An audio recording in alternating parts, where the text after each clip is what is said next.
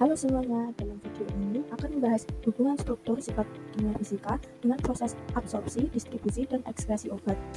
Pertama-tama, pernahkah kalian berpikir bagaimana sebenarnya obat bekerja setelah masuk ke dalam tubuh kita? Misal, saat kita minum paracetamol ketika demam, lalu tiba-tiba suhu tubuh menurun, tahu nggak sih apa yang sebenarnya terjadi dalam tubuh kita sehingga obat itu dapat memberikan efek? Ternyata, perjalanan sebuah obat dalam tubuh cukup panjang dan melibatkan berbagai proses yang kompleks.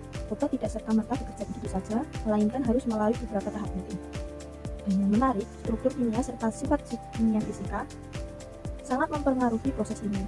Pada kesempatan kali ini, kita akan membahas hubungan antara struktur dan sifat fisikokimia suatu obat dengan proses-proses tersebut. Sebelum lanjut ke pembahasan berikutnya, perkenalkan, nama saya Rosmeni Aniyahya dengan NIM 2310501008 kelas A1. Selanjutnya kita akan masuk ke pembahasan yang pertama, yaitu kita harus tahu pengertian obat terlebih dahulu. Obat adalah bahan atau kandungan bahan termasuk produk biologi yang digunakan untuk mempengaruhi atau menyelidiki sistem fisiologi atau keadaan patologi dalam rangka penetapan diagnosis, pencegahan, penyembuhan, pemulihan, peningkatan kesehatan, dan kontrasepsi untuk manusia. Obat bekerja dengan berinteraksi dengan bagian tubuh yang akan diobati secara seluler maupun organ. Suatu obat yang masuk ke dalam tubuh dikatakan mencapai target dan memberikan efek yang diinginkan harus melalui tahap berikut, yaitu absorpsi, distribusi, metabolisme, dan ekskresi. Masuk dalam proses yang pertama, yaitu absorpsi. Absorpsi obat adalah proses perpindahan obat dari tempat pemberian ke dalam aliran darah. Absorpsi obat merupakan langkah awal penting dalam perjalanan obat di dalam tubuh.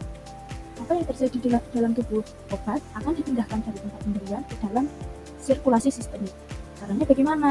Melalui difusi pasif, difusi terfasilitasi, dan transport aktif. Apa yang mempengaruhi sifat obat, karakteristik produk, aliran darah, dan kondisi pasien? Pentingnya menentukan seberapa cepat dan seberapa banyak obat yang akan dicapai oleh aliran. Setelah obat terserap, selanjutnya akan terjadi proses distribusi.